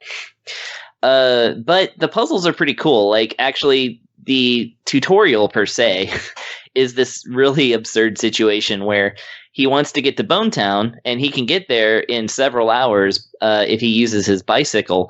But you have to assemble his entire bicycle first. And so that puts you into a mini, like, point-and-click adventure where your goal is to build your bicycle. And it kind of, like, gives you, without holding your hand too much, it actually, like, kind of lets you in on what kind of puzzles you'll be expecting and what kind of things, combining items, of course, looking for unusual ways to use things. Fortunately, it's not like the ancient European point and clicks where it's like, you need a gum and a string and, like a stick in order to make a car. Like it just like really, really esoteric stuff like that. It's actually, a lot of it kind of makes sense. It's like you get a bottle of suntan oil, and you want to use it to loosen the bolts on a thing so you can get one of your bicycle wheels down. Well, you can't throw the thing in the microwave because it'll melt, because apparently this kid can't even use a microwave. So he's like, we need to find a light source that is not as intense, or a heat source that's not as intense. And then, you go upstairs and you see that there's a lamp you can turn on and off. So you use it on the lamp, and now it actually is melted enough to where you can, do your thing. And that's, that's an extremely simple puzzle, so that's not really spoiling anything. But and once you get out into the world, it basically all takes place in Bone Town. You don't go off into outer space or under the sea or any like really strange locations. You do go into a garage that a nerd, literally his name in the game is Nerd, has turned into a pub, which is just a garage full of vending machines. And it has this great line when you talk to him, because he's playing like an obvious, like, either it kind of looks like a Pro controller, so maybe it's a Switch, but it could be a PlayStation. And you ask him about like the video games or whatever, and the guy answers, "I play everything I can and help developers with my precise and sharp feedback." And that's one of my favorite lines in the whole game. In fact, I screen capped it and I'll put it in chat. But so yeah, it's one of those things. Mostly, it's not as like overtly hilarious, and it's not as fantastical as like what a lot of point and clicks tend to be. It's a little more subtle, but I think one thing that helps it is that it looks great. The graphics are this, like, it's cartoony, but at the same time, everything kind of looks like it's made of clay, but like backgrounds look like they've been photographed, and then like everything is like convex and concave. It's like doors have curves like inward and outward, and like everything has this kind of abstract look about it that makes it look really kind of interesting and cool, and like really highlights like things that you're supposed to be looking at without actually highlighting them. So I really like the aesthetics that went into this game, and the puzzles are cool, and the dialogue is clever, if not bone dry, to coin a term. But, folks who are, point and click fans and have played a bunch of them, might find this one a little on the like, it's not as extreme, like, in any direction, Well, $24.99 on it. What do you say? $24.99. I'm going to say, based on its overall quality, it is a buy it. Certainly in a vacuum, I would say, yes, go for it. I will say, for folks who are looking for something that's like maybe more amusing or hilarious, and they don't care as much about the aesthetics, I would, you could get like The Adventures of Bertram Fiddle or Nelly Coodalot for cheaper, but it's not on the high level of like the upper end of point and clicks. But then again, like like Leisure Suit Larry or something like that, but those are like $50 right now, so it sits nicely in the middle. And I say if you are looking, if your point and click thirst is so far unsatiated, this is a good, like, probably 3 or 4 hour romp that I would recommend. Cool. Yeah. All right, next up is Astalon, Tears of the Earth, developed by Labsworks, published by Dangen Entertainment, released June 3rd on Xbox One, Switch, PS4, and PC for $19.99. Uphold your pact with the Dark Lord as you fight, climb, and solve your way through Twisted Towers. 3 unique adventurers on a mission to save their village in a post-apocalyptic world. Pernell, tell us about your time with Astalon, Tears of the Earth. So, Astalon Tears of the Earth focuses on 3 different characters. I don't remember their specific names, but one's a mage, one is a warrior, and one is a rogue. And they are used to explore this large tower, with their ultimate goal being to find and stop the force in the tower that is poisoning their village. That force involves basically defeating a series of bosses referred to as Gorgons that exist within this tower. Now, the tower consists of a series of interconnected rooms that are sectioned off into segments or environments. I'm going to get this out right now because I'm getting sick of people saying it. This is not a damn Metroidvania game. Jesus Christ. Get the term right. Jesus. This is an adventure game. This is more akin to the Metroid of Metroidvania, not Metroidvania.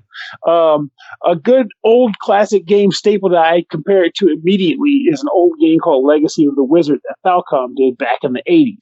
Yeah. It's so good. Because each character has unique qualities. Initially, they're simple. Like, for example, the rogue character can kind of like kick off the wall to get a bit of like a second jump against walls. The warrior character can cut blue vines, and the mage character's fireballs can fire through walls. Very simple starting things. But as you play through the game, you'll come across a variety of different treasure items, some of which are just like things like, this is a treasure that will let you open, this thing up or whatever. But every once in a while you'll come across an item that says, when you're using this character, you can now levitate. Or with this character, they can now do a dash move. So as you play the game, the characters become more unique from each other than they were when you started the game. The way the game blocks off progress, aside from the ability items that I just described, is by the way of keys. So there are 3 types of keys in the game: blue keys, white keys, and red keys. They are all found via exploration. And as you find these keys and acquire them, they will allow you to unlock doors of the matching color. So you'll find yourself doing a lot of like going from here to there. Oh, I got this key, which means I can go back to this door and unlock it and proceed through that environment. And it's a simple yet effective way to keep you moving and exploring and finding things and moving on. Now, one of the main gimmicks to the game, which is actually a decent one, is whenever you die, narratively, one of the characters made a pact with a demon lord or god or whatever you want to call him, which allows him to reset time and send them back to Earth, back to the world alive again. So every time you die, the wizard character, who's the one who made the pact, it's not really a spoiler, it's the freaking premise of the game, he goes to this demon's realm and basically has a conversation with him and is given the opportunity to purchase a variety of upgrades from the demon that will help them on future runs. And they range from things like, items that will expand your map, to things like upgrades for the individual characters, like more damage, defense, or attacking speed, and then like 3 unique abilities that each character gets. You'll be able to purchase that stuff. But there's a lot of stuff you can buy. In fact, one interesting thing that you can buy in this game, which I think also makes it stand apart from a lot of games of this type, is healing. So normally when you play one of these exploration games, you'll be able to find health items either like a treasure chest or kill an enemy, he'll drop a health item. Not in this game. The only way you can heal yourself is there are candles sometimes hidden like in orbs throughout the game. Not hidden, but like in display in an environment. So you might walk into a room and there's a candle inside of an orb. You break that orb, you'll get like 5 hit points back. And that candle stays going. If you scroll off and come back, it doesn't regenerate. It's gone. You have to actually pay the demon to regenerate all of those candles. So when they say you die and regenerate, they're not saying, well, death is negligible. No, you're going to fucking die. You're going to die a lot.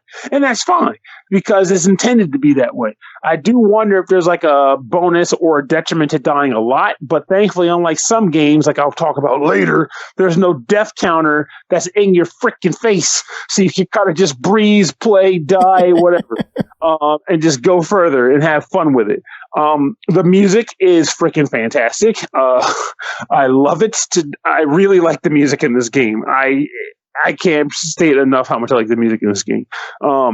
It's a great deal of fun. Like it's one of my favorite games this year at this point. It really stands out in a way that I only came across it because DANGEN was doing one of their Facebook advertising blitzes. And I saw it and go, that looks like a game that might appeal to me. Let's request it. And boom, they was like, here you go, guys. And I was like, thank you, because this is the most praise I can give. This is some of the most praise I can give a game, in that I love this game to death. Like this got the majority of my gameplay time in the last couple of weeks. It's a lot of fun. Like I feel as though it's a very rewarding time. And even when you die, like when you die and then respawn after talking to the demon, they kick you back to the very beginning of the tower. And you might think normally that's a bad thing. You mean I gotta go back to the beginning again? Well, not necessarily, because you unlock various shortcuts. Like there's an elevator that'll take you to different spots that you can unlock. And there's a few portals and things like that. So getting around isn't painful. If anything, you'll be fine with it. If anything, the only gripe I have about the game, which is, again, another case of thematic and not like technical, is I think it's funny that the wizard made a pact with this demon to let you resurrect after every death. And yet you're able to purchase upgrades, and you're able to purchase upgrades that affect the characters that are being respawned. So they just magically don't realize, wow, I'm stronger than I was before. I don't remember being this powerful. What's going on? Whatever. And also, the currency that is used to shop is collected by all of the characters, which means that how do they not realize that they're collecting this stuff for apparently no reason, but then eventually they just respawn at the front of the tower like nothing ever happened and be like, well, I got all this money. And also, of course, enemies, like certain enemies, certain bosses that you defeat, they don't respawn when you die. So, again, I guess in their perspective, at least with that, they can be like, well, I guess there was never an enemy here. I guess we've already defeated the Gorgons, or someone beat this one before we got here. I don't freaking know. But from a narrative perspective, I was like seriously making a lot of jokes about those sorts of elements. Like, how do they not get this? There's a bestiary that you can come across. Like, it's not something you start with. You find an item unless you start tracking bestiary stuff. And there's a guy in the castle that's like, hey, if you can fill out this bestiary, I'll reward you with orbs, which is the currency. So you kill like 10 guys, you die, he respawns, and go to this guy, and he's like, oh, wow, you are Master Hunter. Here's some orbs. You're like, what? I only just got here, man. What are you talking about?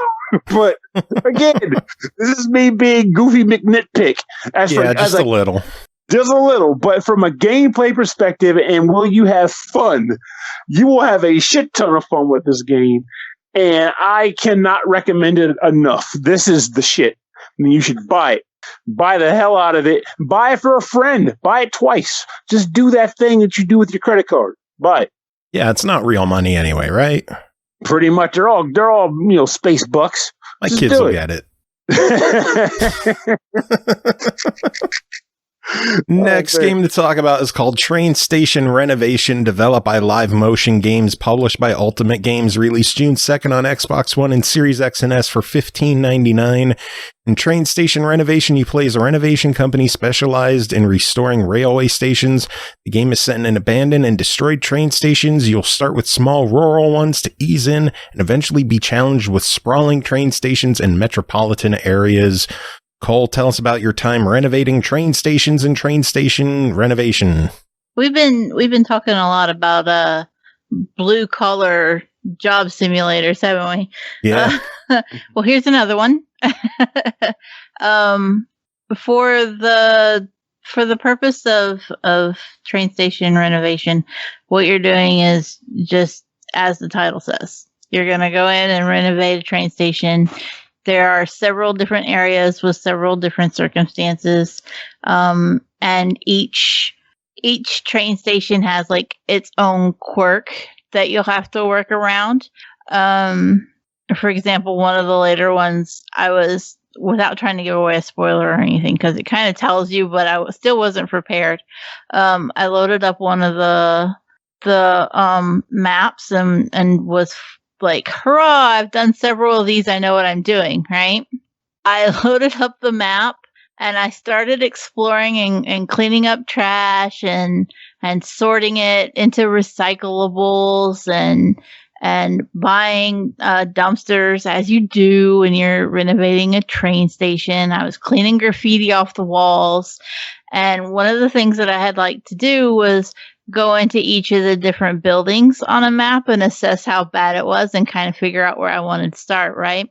So I was working my way through the buildings and trying to figure out how bad they were going to be, which one needed my attentions first. And I opened the door, or I saw a green area, and I was like, oh, that's odd. There's a tool I need to put there. So I went ahead and went back to the truck to get the tool out of the back of the truck, because if you need any special tools for a map, they can be found in the back of your work truck. Well, I get to the truck and I look at the tool and I straight up just looked at David and I went, what the fuck even is this thing? Because I couldn't figure out what it was, right? Okay. So I pick it up in the game and I lug it back to the green area where it's clearly supposed to go. And I put it down and then I open the door in the building next to it and realized that it was a flooded bathroom. There was just water everywhere.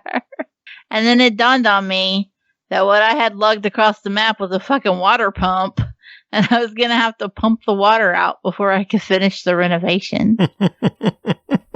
And like David's just laughing his ass off at me. He's like, you didn't know what that was? I was like, well, how the fuck was I supposed to think that there would be a flooded bathroom? I don't know what they call them everywhere else or if it's the proper term for it, but I've always heard it referred to as a sump pump. Yeah, that's what we call them up here. Okay. And so, like, I never know when shit I say like that is regional, right? And so I was like, how the fuck was I supposed to know that big giant thing was a sump pump? And I was going to have to, like, pump out a flooded-ass bathroom before I could clean it up. Because it hadn't had me do that in the game. The most it had gotten me into at that point was like, oh, use bolt cutters to unlock a padlock so you can get into the fuse box. And so I was a bit surprised when the gameplay took a turn for the crazy there and was like, no, you have to suck out a flooded bathroom before you can clean shit up.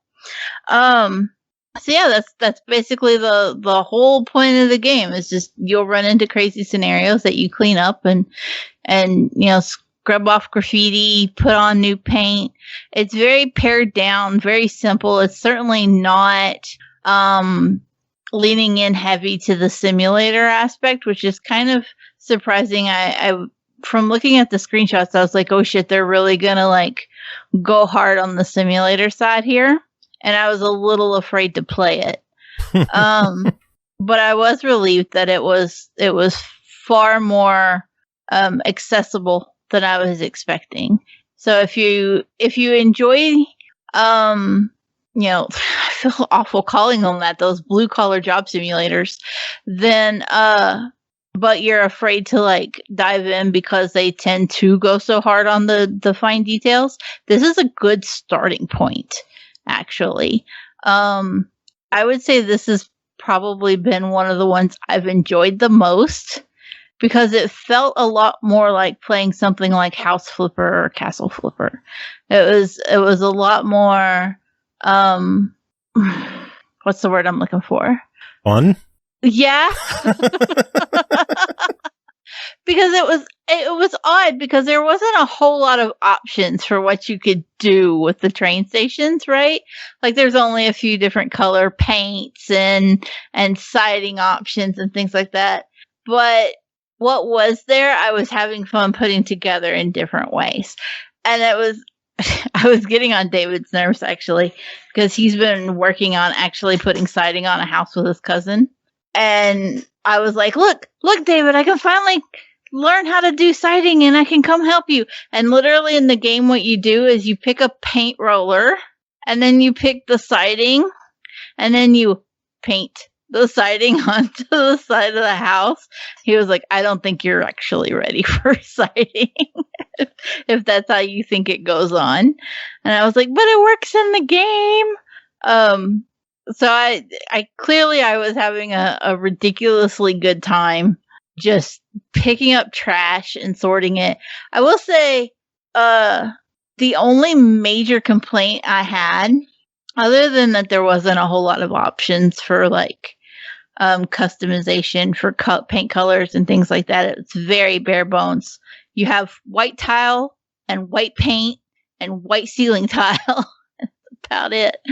And brown floors. My one gripe is that you get penalized if you put the wrong recyclable in the wrong can on a dumpster, which is reasonable, but the colors are yellow, blue, and green.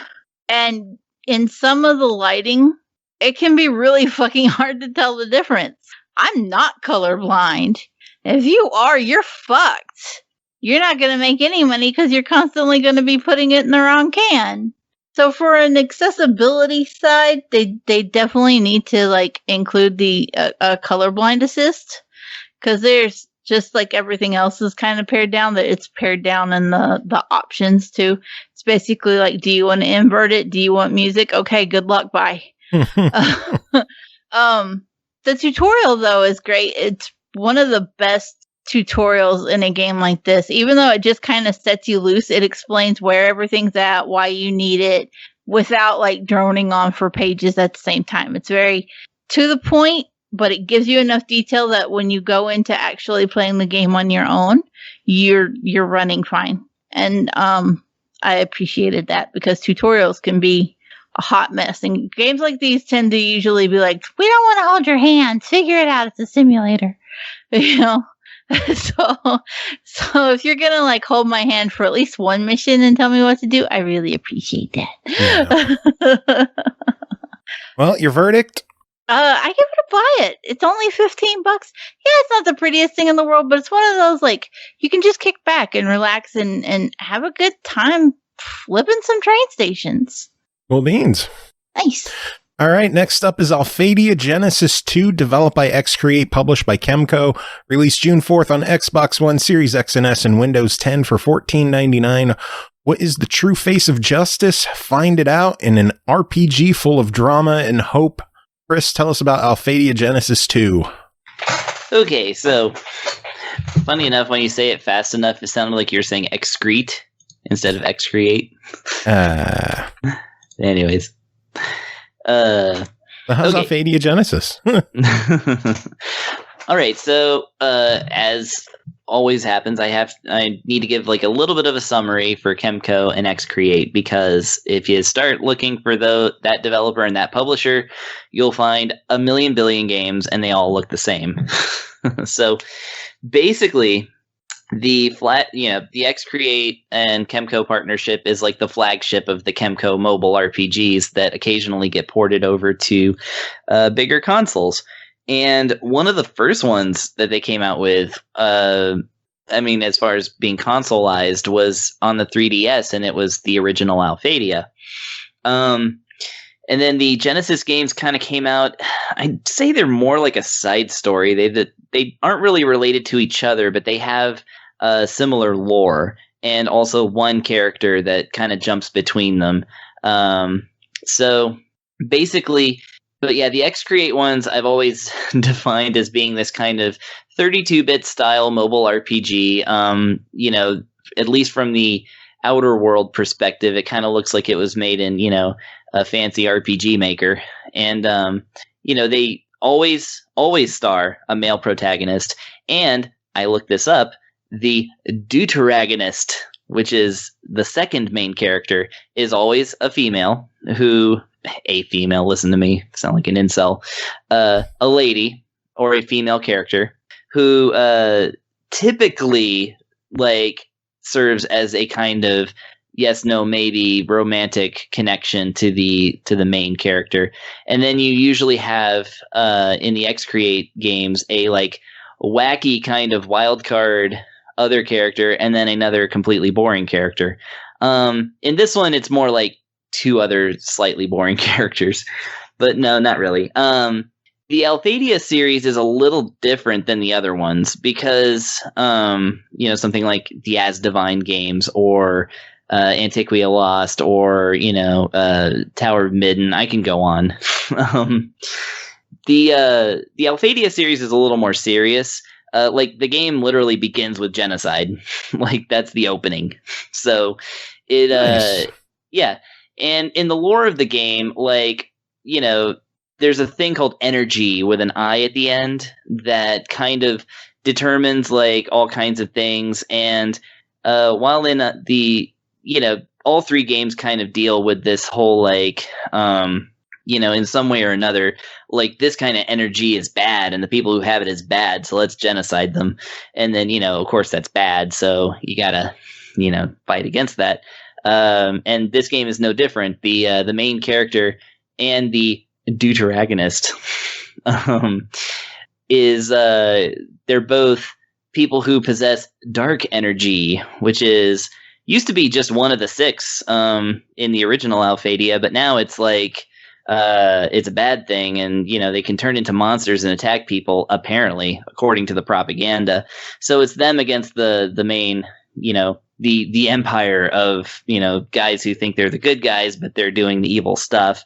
But as the camera actually spends quite a lot of time with them, with the supposed bad guys, you find out they're also pretty complicated, and so are the heroes. So it's not a cut and dry thing like a lot of these games are. It's actually it does have some good writing in it and some actual compelling storytelling, which may throw you off. But and like I said, none of the games are overtly wacky. None of them are animals. The one character that kind of links all the games together is present in this one. It's the android girl Enna, who is kind of she's like the mascot of the Alphadia series. But so also in this series, mechanically, because that's usually the way to divide up the games, is what mechanics do they have and not have. Mechanically on this one, like the other Alphadia games, it has basically each character has 2 accessory slots. They have a weapon, an armor, and 2 accessories.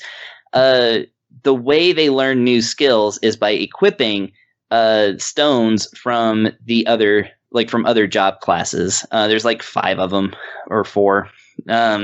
There's a number of them, and basically every character can learn every skill. So the actual there's a little bit of a malleability there. You could either spend a lot of time grinding every character to have every ability, or you can kind of stick with one and just form your strategies around that. That's present in all the games, and it's no different here. What is different here is that even unlike the other Alphadia Genesis, combat is a little different, because instead of simply choosing your enemy and choosing to attack them, you now have a gauge between 1 and 5 where you can choose how many times your character is going to hit that enemy, their target, with either, a spell. It affects spells and it affects regular attacks. Now, if you use up all of your attacks, just crank it up to 5 and really, murder that enemy. You might totally murder them and get an overkill bonus, which is nice. Or, you know, you can do like a whole bunch of damage to them, but then you only gain back one more point on that gauge every turn. So then your next attack is going to be like just one fairly weak attack instead of 5. So there's a little bit of strategy in the timing of your attacks and how much of that gauge to expend on each enemy, because your party goes up to 4, and enemy parties can be, you know, a much larger size. So, you know, kind of figuring that out can, you know, if you're not particularly good at it or you just don't pay attention, then you might end up in a very slow battle, which, you know, is unusual for this kind of game, because these are usually battles are usually over pretty quickly unless you crank the difficulty up, which this one lets you do for free. Some of the games don't do that. You get to choose your difficulty at any time, anything between, you know, like very easy and extreme nightmare horror mode. However, there are some other like things that you can like purchase as DLC, like extra experience and, you know, things like that. And it used to be that, or in other EXE-CREATE games, you would have to purchase as DLC the ability to turn encounters completely off, or like some of the games have it where you can choose per dungeon. Once you clear it, you can choose to go through with no encounters. This game just simply lets you turn encounters on and off, or That's double good. them, or have them at any point, you know, as a regular menu. So That's good. I like when the KEMCO games allow you to do that, and it's not tied to a transaction. yeah, I don't give them too much grief about their microtransactions, but it does seem like they're all more expensive. Like they seem a little bit like I expect $2.99, $3.99, but now they're all $4.99, and I don't know if I just haven't been paying attention or if. Well, on the Windows 10 one, they have been, and also Switch, I noticed when they come out there, they tend to be from $3 to $5, just depending on what it is. You know, like the, you know, experience tripler or damage doubler or something like that. Usually that's like $5. Yeah. Which I have spent before, by the way, to get through some of the hit point games, because I actually really, really enjoy the hit point games. But I mean, I like this one too, of course. Oh, and another thing that this one adds is voice acting, all in Japanese. Oh, okay. Yeah, the game will occasionally go into, well, for one thing, you know, when your characters talk, usually you will see like a giant sprite of them, you know, their character portrait in the background, like to indicate that they're the ones talking. In this one, at least the mouths and facial expressions are animated on the actual characters while they're talking. Not all of the dialogue is spoken, but some of it's spoken. But sadly, the only language is Japanese that they use.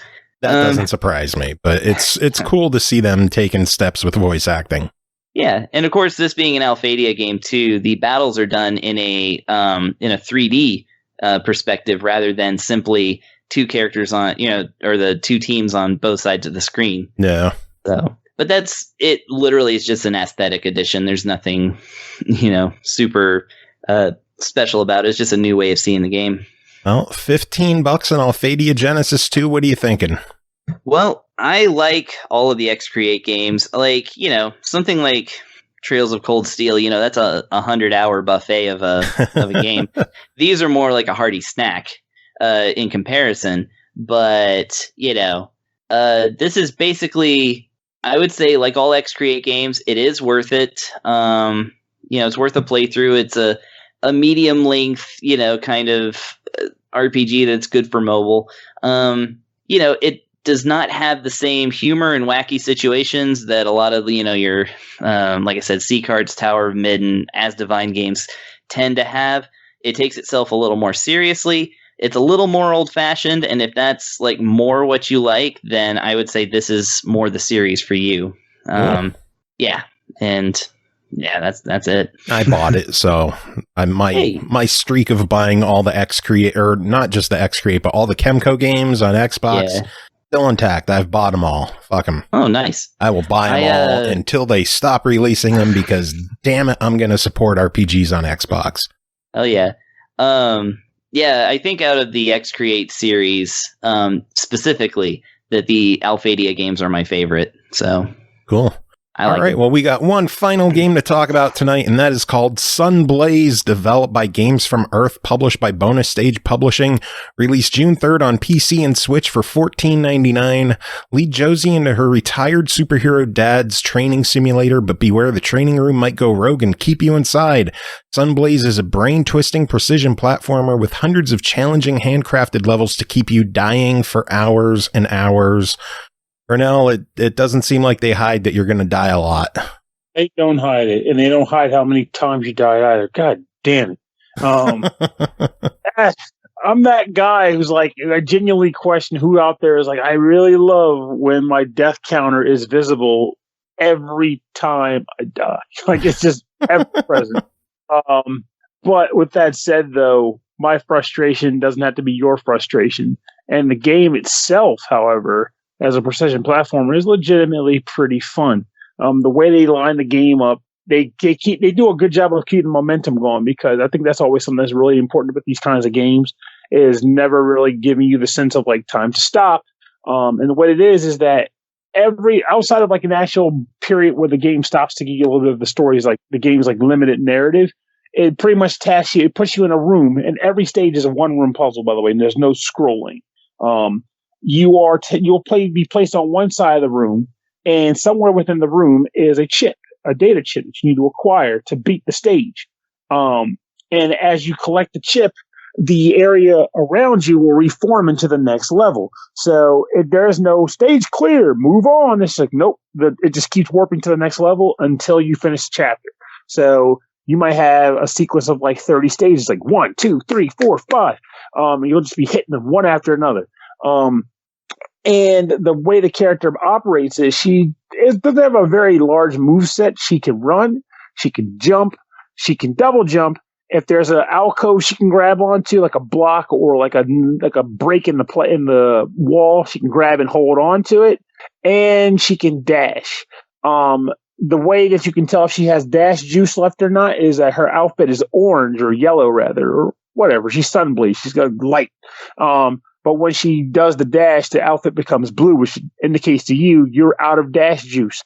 And it regenerates whenever you land on the ground or you crush an enemy or hit an enemy or something like that. I like the term dash juice.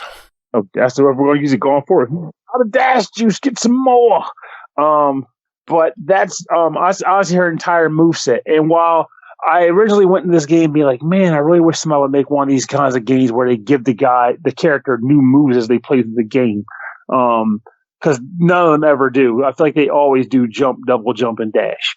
But what I do like about what this game does is that they do a good job of varying the obstacles by chapter. Like each chapter will introduce like 1 or 2 new gimmicks that you now have to contend with. And there's some pretty clever ones that they have in there. Technically, they'll tend to be gimmicks that force you to not stop moving too.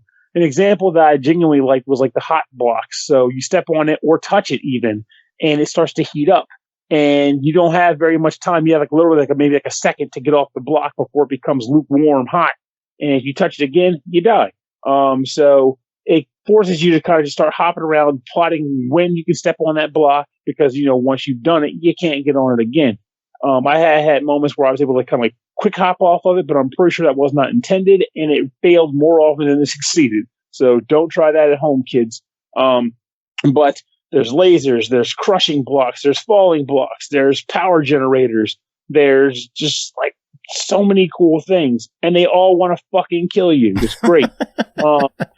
But honestly, it's interesting to say, because like at first I was ready to come on here and say this game is brutally difficult, like it's killing me. But what I came to realize is that the game's tough, but it's totally doable unless you want to go for those fucking data cubes. Data cubes being the collectible of the game. They're hidden on some of the stages, not all of them. Also, not even hidden. They're clearly visible. But getting them, good luck. And again, if you find yourself getting annoyed by that death counter, you might find yourself going, screw that damn collectible. I don't need that bad. I'm tired of watching my death school. You'll leave it.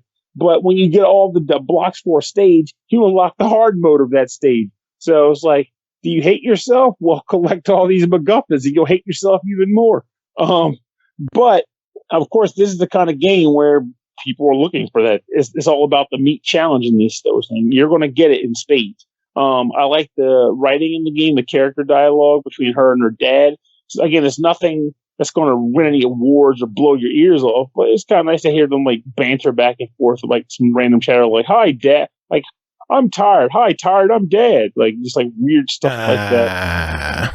Exactly, like it's her dad. He tells dad jokes, right? So it's like I can appreciate stuff like that, and it's enjoyable. But in between those small bits of levity, you're going to get your ass handed to you. So fucking prepare yourself. But I honestly like the game. It comes with the obvious staple that if you don't like massacre platformers, you're not going to like this because there's no amount of writing in the world that's going to make it easier for you. Correction, I take that back. There is one thing that I never selected because why would I? But I should, for the sake of the review, bring it up. There's a Zen mode in the game. And Zen mode is apparently advertised. I'm going to read it verbatim. Zen mode is an alternate version of the game. It has the entire story, but the number of levels and the overall difficulty have been reduced. Who is this mode for? Anyone who wants to play it, but we encourage you to try the normal mode before trying Zen mode. You may also want to check out our accessibility options for the pausing. So it sounds to me like they intentionally did a thing in this game to make it more accessible, so they don't want to block it off to only massacre people. So, Cole, does that make you happy? Always. So there we go. So this could be a game that Cole might want to try, even because the mechanics and all are pretty cool.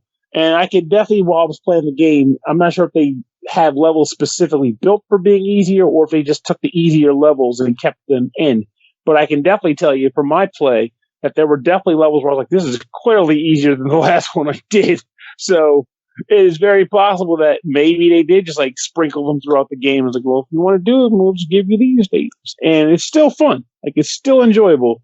And you'll still feel good when you're like, I was able to map out this route. Because one of the coolest things about this game that I liked is that, I think I kind of mentioned it a little bit earlier, but there's a certain momentum to it where a lot of the levels, the idea is that once you start, you can't stop moving until you get the item, like the goal item. So you got to mentally map out. I can go here, then hop off of that, dash off of that, jump off of that. And it's not as complicated as it sounds. It's just how your brain naturally will work when you're trying to solve a puzzle. But it's cool when platformers make you do it because I like the idea of like, got to finesse it, nail this jump, and do this. And since you die and come back so quickly, aside from people like me who get frustrated when they watch that death counter go up, it's not even a big deal because you feel like you're just right back in the action to try again. You don't feel like you're being penalized. It's just give it another try until you succeed, and then you feel good. Cool. Well, $15 on this one. What do you say? I would say just due to the fact that they even attempted with a Zen mode, I'm going to give it a buy because the game is already fun to me, and my usual reason for saying try it is because of how difficult they tend to be. But Zen mode makes it a buy. Cool, works for me. Hopefully they bring it to some more platforms. It's only on PC and Switch, so hopefully PlayStation and Xbox aren't too far behind. Fingers crossed. That's fine with me. You're a dick. Terrible. What do you say? I just said fine with me. Honestly, I'm in that same bubble, but Terrible. Dicks. But you guys have the systems too, so I mean, don't get me wrong. I'm all about more accessibility, but at the same time, if a dev is like, I'm sorry, we're only putting on these systems for whatever reasons, if I happen to have the system it's on, it's fine with me. I can still play it. Listen, I need my gamer score to go up, okay? Yeah. I'm working on 500,000 here. PCs have, like, the Steam has those achievements. Steam achievements are trash. Oh, Jesus. Steam Man, achievements aren't real achievements. Well, yeah, we don't even count those. They don't even give you a shiny diamond with a glittery pop sound. What the fuck is that garbage? They're so bad. They're very sensitive. Well, they Poor ought Steam to be better. achievements. All we want is to be loved. No, they don't. They just want games to be bought. That is it for this episode. We made it through another one. Thanks to Tim for being in here for his segment and diving in and diving out and warning Chris about the Kinect. That was the best intro. Don't play that Kinect. No, don't do it. It sounded like he was using a Kinect mic because he was far away, and it made it even better. He was warning us on his Kinect. Yeah. Oh, man. Well, does anyone have any final words to end the show? Good fight. Good night. I don't have words, but just like you're walking up to the camera and it starts on your feet and slow pans up to your face and then freeze frame and then your name and Pernell. what you last did. Pernell, game reviewer dude. Yeah. Hi, everybody. Did you like that ice cream sundae? I made it myself. That's the statement I would make. Delicious. Well, I have no idea, but that's Pernell in the Trails universe. I don't know what the Ice fuck cream either sundae. you were talking about. I'm stopping this. Fear is the mind killer.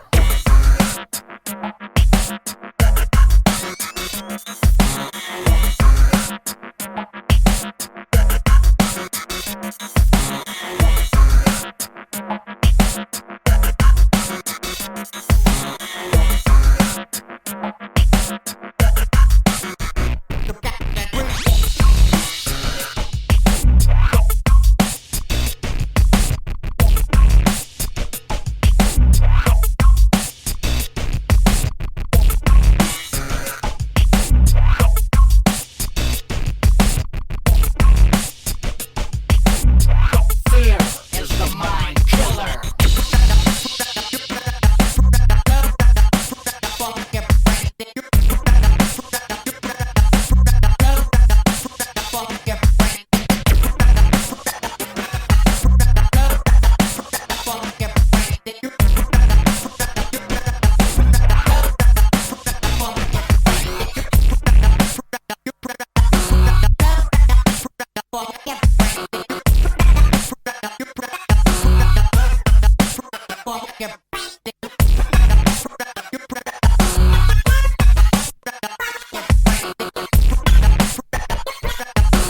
Fear is the mind killer.